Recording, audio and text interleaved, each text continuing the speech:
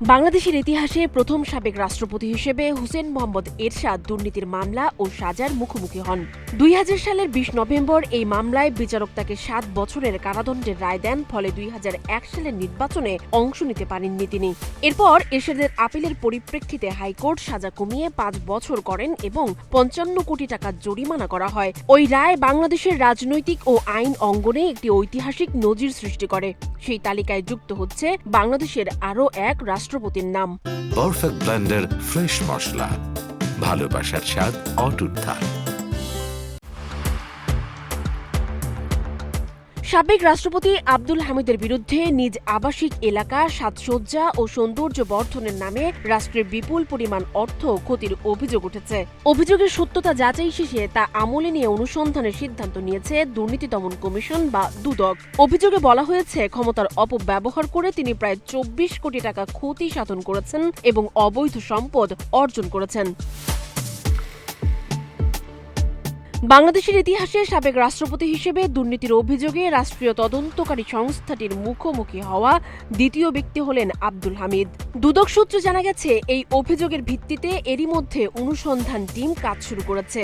দুদকের মহাপরিচালক মোহাম্মদ আক্তার হোসেন এ বিষয়ে বলেন, দুদক কখনোই ব্যক্তির পরিচয় দেখে দুর্নীতির অভিযোগ অনুসন্ধান ও তদন্ত করে না। মূল বিষয় হলো অভিযোগের বস্তুনিষ্ঠতা এবং তা দুদকের তফসিলভুক্ত কিনা। সবকিছু বিবেচনা করে যে কোনো দুর্নীতির বিরুদ্ধে দুদক অনুসন্ধানের সিদ্ধান্ত নিতে পারে বলে জানান তিনি। সৌন্দর্য বর্ধন প্রকল্প বাবদ রাষ্ট্রের 24 কোটি টাকা ক্ষতি এবং অবৈধ সম্পদের অর্জনের অভিযোগের বিষয়ে অনুসন্ধানের সিদ্ধান্ত গৃহীত হয়েছে। জানা যায়, সাবেক রাষ্ট্রপতি আব্দুল হামিদ নিকুঞ্জ 1 আবাসিক এলাকার লেক ড্রাইভ রোডের 6 নম্বর প্লটে অবস্থিত তার 3 তলা বিশিষ্ট ডুপ্লেক্স বাড়িতে বসবাস করতেন। 2023 সালের এপ্রিলে রাষ্ট্রপতির মেয়াদ শেষে তিনি সপরিবারে সেখানে ওঠেন। যদিও 2024 সালের 5 আগস্টের পট পরিবর্তনের পর তিনি বাসাটি ছেড়ে দেন। অভিযোগের কেন্দ্রে রয়েছে তার ওই আবাসিক ভবনের সংলগ্ন এলাকায় করা নির্মাণ কাজ। বলা হচ্ছে, আব্দুল হামিদ তার বাড়ির দুই পাশের রাস্তা হাঁটার জন্য বাঁধিয়েছিলেন।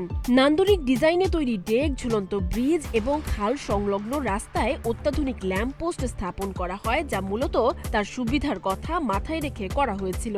প্রকল্পের অংশ না হওয়া সত্ত্বেও রাজুকের তত্ত্বাবধানে পূর্বাচল নতুন শহর ঘিরে 100 ফুট চওড়া খাল খনন প্রকল্পের আওতায় খালটি সংস্কার করা হয়। এসব কাজ বাবদ রাষ্ট্রের 24 কোটি টাকারও বেশি অর্থ ব্যয় করা হয়েছে বলে অভিযোগে উল্লেখ করে দুদক। সানজিদা আফরিন সোনিয়া, নাগরিক প্রতিদিন।